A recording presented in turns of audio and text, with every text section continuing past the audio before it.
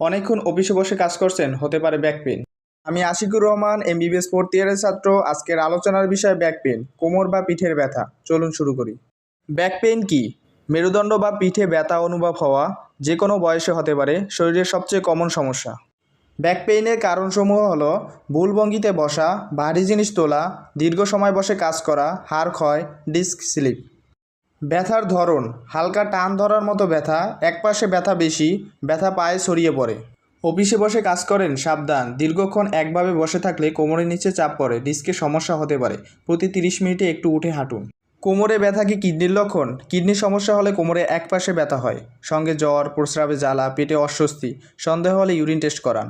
কখন সতর্ক হবেন? ব্যথা 3 সপ্তাহের বেশি থাকে, পা অবশ হয়ে যায়, জ্বর বা ওজন কমে যায়, প্রস্রাবে সমস্যা হয়।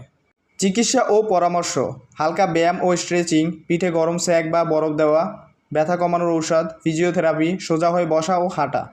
প্রতিরোধের উপায়: সবসময় সোজা হয়ে বসুন, ভারী কিছু তুললে হাঁটু ভাঁজ করুন, প্রতিদিন অন্তত 30 মিনিট হাঁটুন, মেরুদণ্ড সাপোর্ট দেওয়া চেয়ারে বসুন। ব্যাক পেইন ও মানসিক চাপ: টেনশন থেকে মাংসপেশি টাইট হয়, যার ফলে ব্যথা বাড়ে। রিল্যাক্সেশন, মেডিটেশন, ডিপ ব্রেথিং ব্যথা কমায়। শরীর ও মনের যত্ন একসাথেই নিতে হবে। ব্যাক পেইনকে অবহেলা নয়, সচেতন থাকুন, সুস্থ থাকুন।